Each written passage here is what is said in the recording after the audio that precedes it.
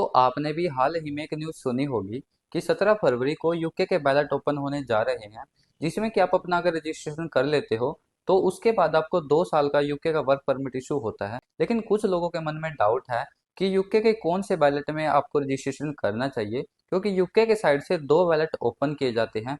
एक तो है आपका इंडिया यंग प्रोफेशनल स्कीम और सेकंड है यूथ मोबिलिटी स्कीम।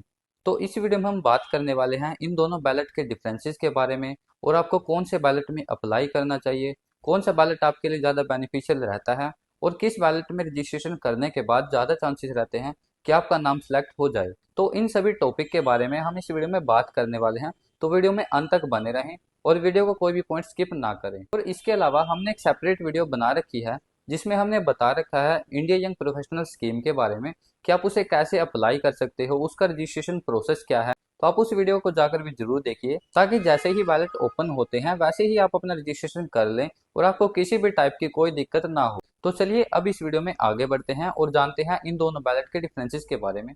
तो सबसे पहले हम बात कर लेते हैं अभी के trending topic India young professional scheme के बारे में कि इस बैलेट में आपको क्या क्या रिक्वायरमेंट्स फुलफिल करनी होती है, क्या इसका रजिस्ट्रेशन प्रोसेस रहता है और इस बैलेट में टोटल कितनी सिलेक्शन होती है। तो सबसे पहले अगर हम बात करें इसकी रिक्वायरमेंट्स के बारे में, तो इसकी रिक्वायरमेंट्स बिल्कुल ही बेसिक हैं। लाइक आपकी एज 18 से 30 के बिटवीन होनी चाहिए, आप एक इंडियन सिटीजन होने चाहिए, आपके पास एक इंडियन पासपोर्ट होना चाहिए जिसकी जो वैलिडिटी है वो 6 मंथ तक वैलिड होनी चाहिए। ये थी इसकी बेसिक रिक्वायरमेंट। इन रिक्वायरमेंट्स को फुलफिल कर कर आप इस बैलेट में प्री रजिस्ट्रेशन कर सकते हो, जिसकी कोई भी आपको रजिस्ट्रेशन फी पे करने की नीड नहीं है। इसके रजिस्ट्रेशन बिल्कुल ही फ्री ऑफ कॉस्ट होते हैं।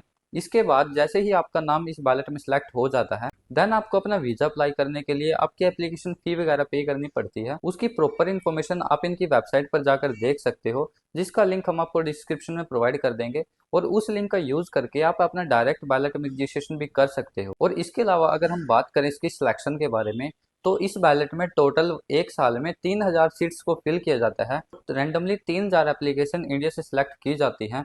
इस बैलेट में जो सिलेक्शंस होते हैं वो प्रॉपरली रैंडम होते हैं। तो अगर इस बैलेट में आपका नाम सेलेक्ट हो जाता है तो उसके बाद आपको 2 साल का वर्क परमिट इशू किया जाता है, जिसका यूज करके आप यूके में फ्रीली वर्क कर सकते हो, किसी भी फील्ड में कहीं पर भी आप वर्क कर सकते हो।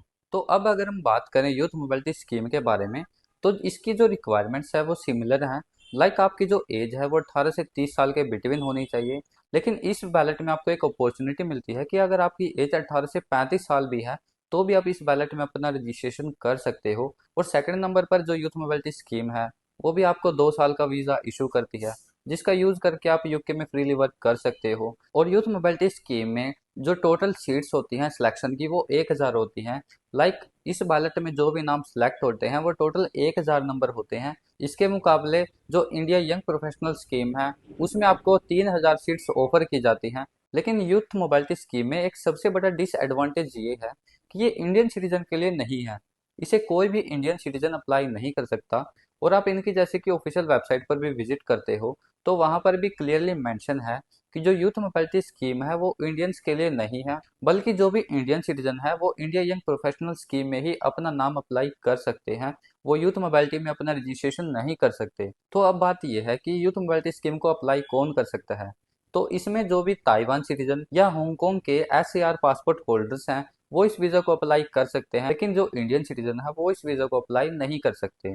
तो ये एक सबसे बड़ा डिफरेंस है इन दोनों बैलेट्स में। तो आई होप आपको समझ में आ गया होगा कि जो इंडिया यंग प्रोफेशनल स्कीम है उसे ही इंडियंस अप्लाई कर सकते हैं। इसके अलावा अगर किसी भी बैलेट में इंडियंस अप्लाई नहीं कर सकते। हाल ही में सुनने में आ रहा है कि यूके के जो बैलेट है उनमें रजिस्ट्रेशन करने के लिए एप्लीकेंट से कुछ चार्जेस किए जाते हैं। लेकिन आपको बता दें कि ये बैलेट बिल्कुल ही फ्री ऑफ कॉस्ट होता है। इस बैलेट में रजिस्ट्रेशन करने के लिए आपको किसी भी टाइप की कॉस्ट पे करने की नीड नहीं है। आप खुद से भी इस बैलेट में रजिस्ट्रेशन कर सकते हो। आप हमारी वीडियो देख सकते हो जिसमें हमने इसके प्रॉपर स्टेप को बताया हुआ है कि कैसे आप इस बैलेट में अपना नाम अप्लाई कर सकते हो। तो आई होप आपको ये वीडियो इन्फॉर्मेटिव लगी होगी।